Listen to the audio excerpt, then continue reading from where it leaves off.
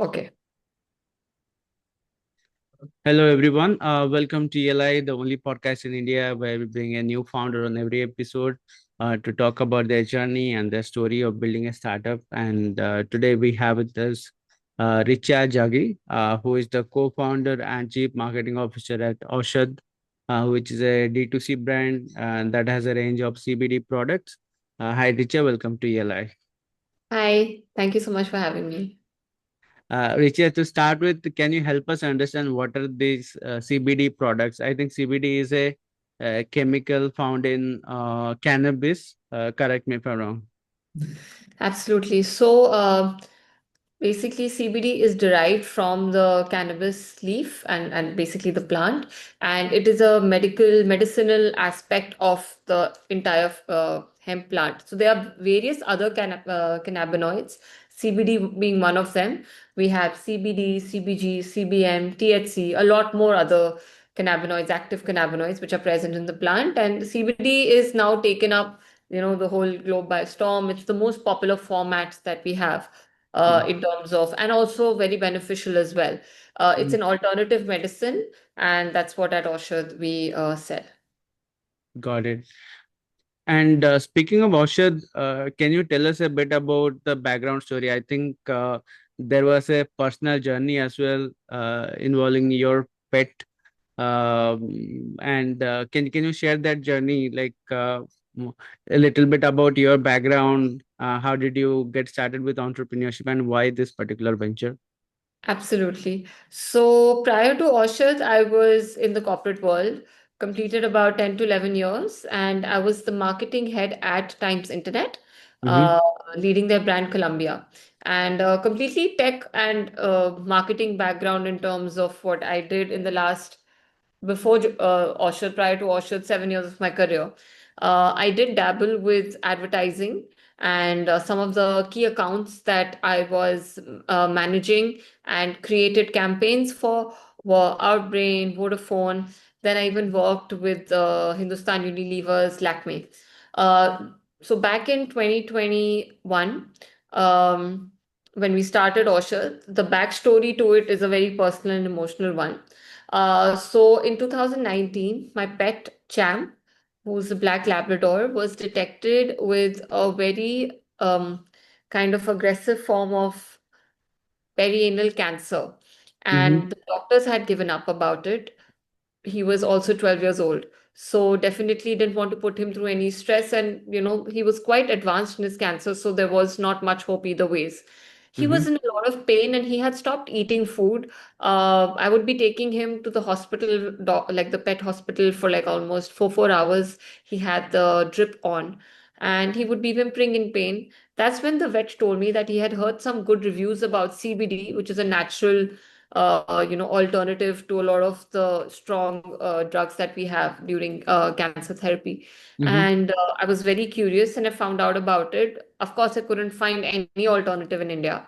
And therefore, I traveled all the way to Amsterdam, that the market was extremely evolved. And at least in my head, I thought that I smuggled it down to India.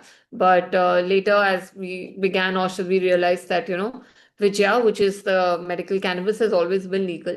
And I got it, started administering it to my dog. I saw he was in a lot of relief and he could sleep finally, and his appetite was back, even though marginally. mm-hmm. Unfortunately, on 19th of November, uh, he passed away. Okay. And yeah, and therefore, the journey of Oshad began.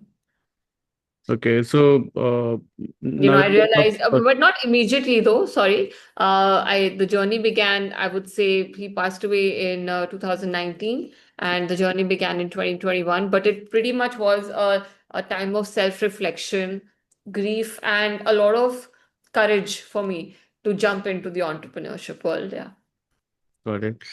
Can you speak about this whole concept of medical cannabis? I think in India, cannabis was used as a medicine. Probably a lot of Ayurvedic medicines are also based on cannabis. Different forms of cannabis are used in Ayurvedic medicines. So, can you tell us about what all discoveries you made during your research? Absolutely. So, medical cannabis is actually quite an elixir in my eyes. It has multiple use cases and benefits from all the way sleep, anxiety, arthritis, stress, cancer, epilepsy, Parkinson's, so many use cases and highly, highly anti-inflammatory. So overall, for your overall well-being, because we all have to a certain percentage inflammation in our body. We all do because of the lifestyles and the diet that we have. So Mm-hmm. it's really beneficial as a, medicine. And coming to the part of the question where you said it's been around in India, culturally for years. Yes, for thousands of years, because it's a very revered plant for us culturally as well. Correct. We kind of offer it to the gods. And yes, in Ayurveda, it's already recognized under the Ayurvedic proprietary medicine, and it's called Vijaya. And Mm-hmm. it's been used for the same use cases for, so many years. And for us at Aushad, it was about kind of getting the Ayurvedic, Vedic knowledge and kind of building it up, taking the science from the West. And, as CBD is already so popular there, and coming up with a new age medical line, which is, our CBD oils and whatever we have at Aushad. Mm-hmm. I was reading about this, so I think cannabis has had a controversial past, especially in India. I think it was not always this sort of illegal to consume cannabis. I think there was one point when cannabis was okay to consume, and over time, because of international pressures, India had to delegalize it, put on restrictions on sale of cannabis and its products. And I think now when the rest of the world is realizing its benefit, we as India, we as a country, we have not sort of realized it to the full extent, and we are not leveraging it as a medicine anymore. No, we are actually leveraging a lot now. Mhm. Yes, in terms of, policies and how liberal they are, we still have a long, long, long way ahead. But just for, clarity, the NDPS Act, which came out in 1985, even prior to that, medical cannabis has always been legal. In fact, bhang has always been legal in Right. our books. And as you're aware of it, there are certain government certified shops also Yeah. that sell it. So the challenge is actually to explain to the public at large that it's very legal. The process is prescription based. The products are great, standardized, good quality. So in terms of medical cannabis as a solution to a lot of these severe to mild ailments and lifestyle issues, is a very, very, revered and a good plant. And the second part, in terms of the legalization, we've always had this, but there's lack of knowledge. Of course, recreational cannabis use is completely legal till date in India, and that has not changed. And I think in the coming future, it's a long way to go for it to become recreationally legal, like it has in the West. But having said that, I think we've made a very big progress so far, but we do have a long way to go. Got it. Tell us a bit about the use cases that you are dealing with. How have you leveraged this particular form of medicine to come up with products which can be beneficial to different people out there?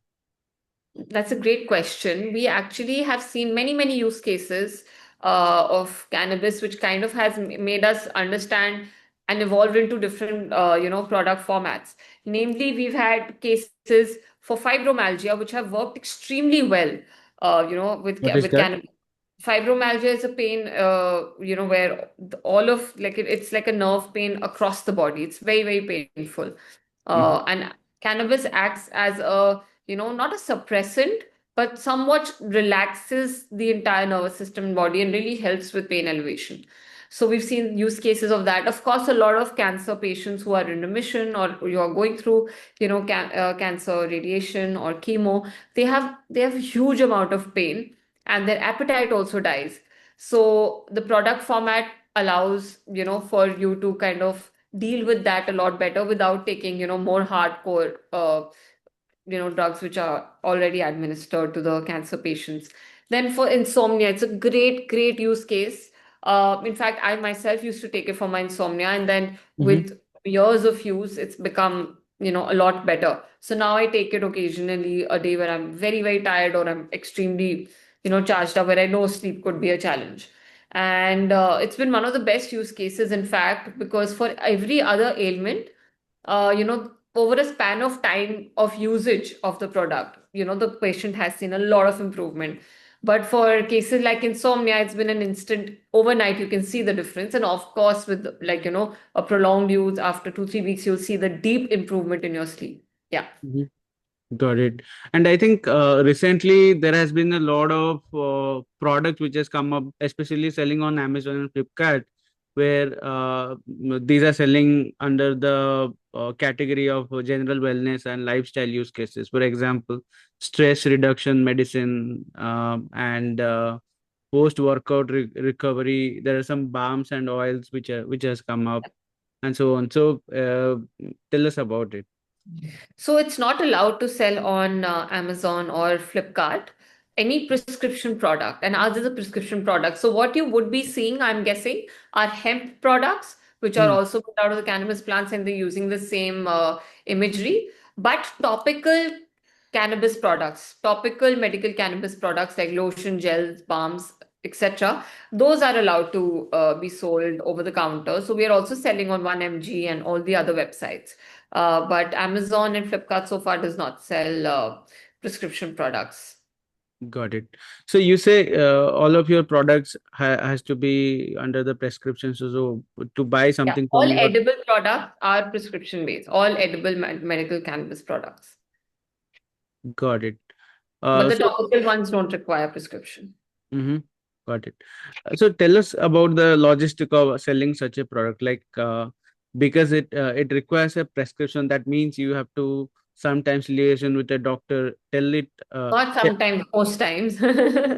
Yeah, and doctor has to understand what are the applications and use case of the product, and then only he or she will prescribe your product to somebody. So how does it work?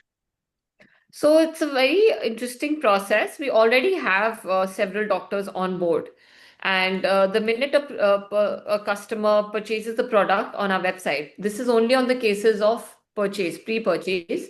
The Mm. consultation with the doctor is free, which kind of takes care of the obstacle we have of people not being able to order because they don't have a prescription, and then it becomes like another task for them.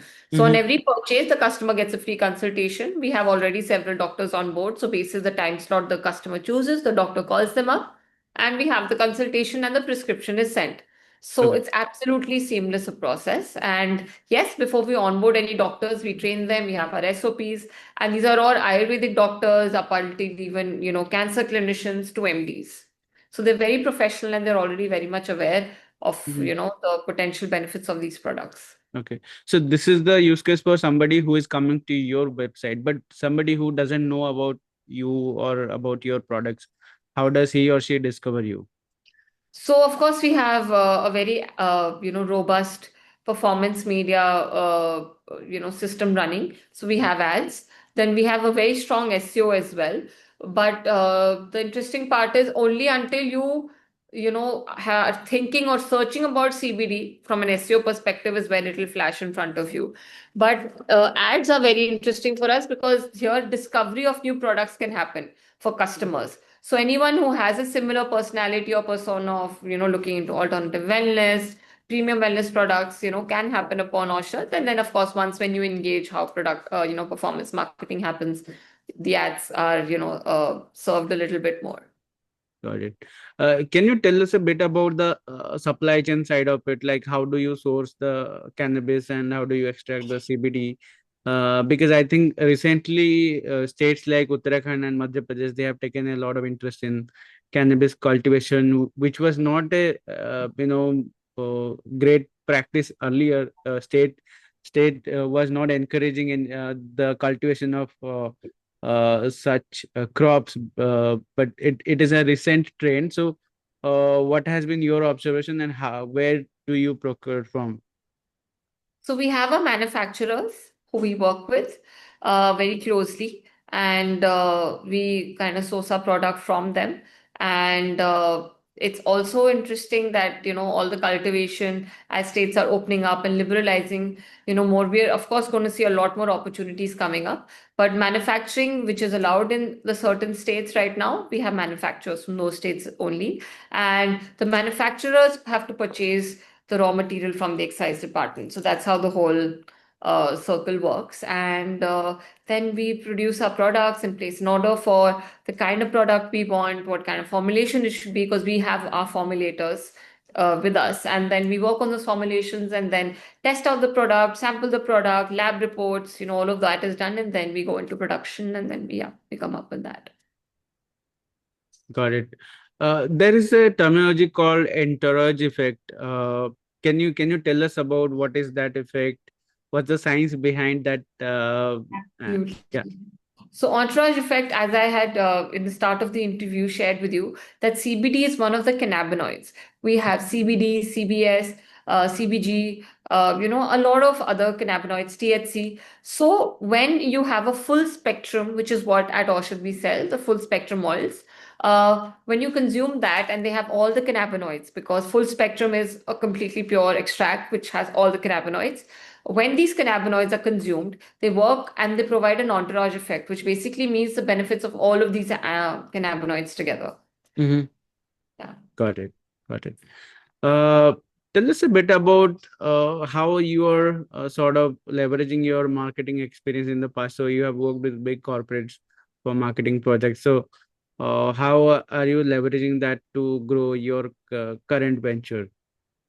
So it's been the biggest blessing, the experience I've had in with other corporate brands, because that's really given me an insight, how the consumer mindset works, how advertising, how it should be done, what kind of emotion would arouse, what kind of a reaction, so the whole ecosystem of marketing, whether it is on ground to now being very, very digital. Mm-hmm. To be honest, my background has really helped me with that. Primarily what I'm working, but the funny part is that it's not completely correlated, because when you start a startup, none of the skills that you learned in corporate will ever come in handy. But Right. ironically, eventually, in the bigger scheme of things, all of that comes together. Because while in a corporate job, when you're sitting right, on in top of the management, you're not really dealing with paper packaging guys and, negotiating the cost, thinking out orders and what exactly you want to do, because all of that has already been set up. But here Mm-hmm. in the startup, uh, building on, negotiation skills, research skills, going and talking to every possible vendor, being a part of the finance also, tech also, marketing also, all of that. So it's a gambit of experiences. But having said that, from my corporate experience, what's really helped me leverage Orchard's marketing and take it to another level is that it's a very 360-degree approach. And because of my, different roles in my corporate life, I can, experiment with digital as much as I can, experiment with on ground, because I have the experience in both spheres and I know what works well. And it's also really helped me kind of build my aesthetic, which is what comes through in the packaging, social media, all of the messaging. The whole package of Oshad is, I would like to believe, extremely polished and well turned out because of my experience with all of these top brands. And that has helped me develop my niche in advertising a lot better. And of course, in the bigger scheme of things, marketing. Got it. What are some of the channels or strategies that you have been using for marketing of Awshad? Like usually, what I have seen is the startups sort of tend to hack their growth. So the growth hacking is basically finding cost-effective ways to market your product. And cannabis being a controversial topic, that gives you edge of getting that virality. Any content you create with the keyword cannabis in it definitely has a tendency to go viral. So tell us how have you been marketing your I would like product? to firstly clarify a doubt. We're actually completely banned to use the term cannabis or CBD or Wow. marijuana or anything of that sort in Google and Meta. Even though we have our licenses, even though we have all of that, we cannot use the word THC, CBD, cannabis, all of that. Mhm. So, here is where the interesting part comes. We get very limited with our reach. So we can't really do that growth hacking as much as we'd like to do, is because the reach is only not there because half of these words have a blanket ban on them. Interesting. So we use different routes of storytelling, maybe some fun animations, maybe a different storyline, maybe keeping it ingredient based, stuff like that to get our ads out there, which are under a huge potential set of getting banned still. Other routes that we take are SEO. Of course, we do a lot of, key influencer campaigns, but those are like opinion leaders, people who are already experts. Then, whatever kind of interviews we do and listicles in media and all of that. Yeah. Got it. Any challenges that you mentioned about one challenge, that is, not mentioning not being able to mention the keywords, because these platforms sort of, try to limit your reach when you use those words. Any other challenges that you have been facing so far for growing and building this venture? Absolutely. So one of the other challenges which have really come up initial days of Osher, and to a certain extent even now, is that there is a lot of lack of education and awareness, which is what we're going towards day in day out. In terms of explaining the product, what it is, what it does, because we've seen that the only gap right now is the education. Once a customer is educated and they're interested in this kind of alternative healing, 9 out of 10 times they always convert. Mm-hmm.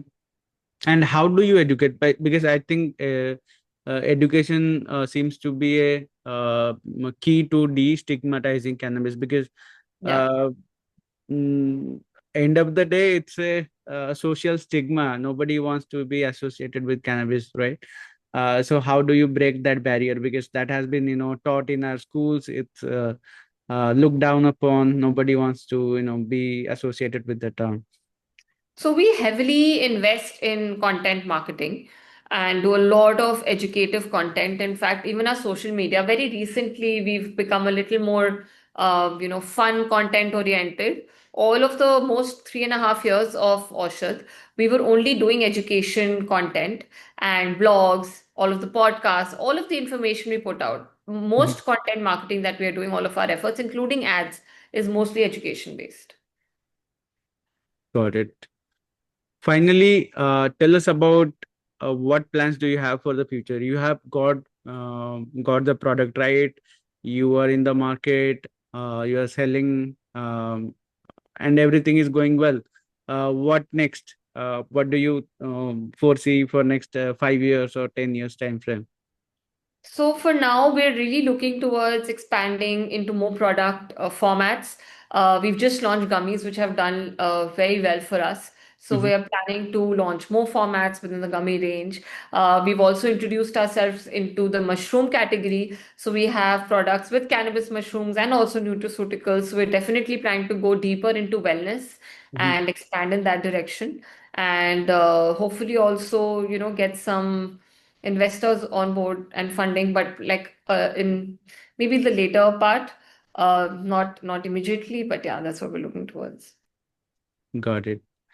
Do you want to someday maybe become a D2C brand? I think end of the day, prescription is a big friction point for users, and eventually you want to sell to people without any such barriers. So, do you want to go towards the D2C, or you want to grow into the pharmaceutical set of things? So we are a D2C brand because the customer directly buys from us via our, website.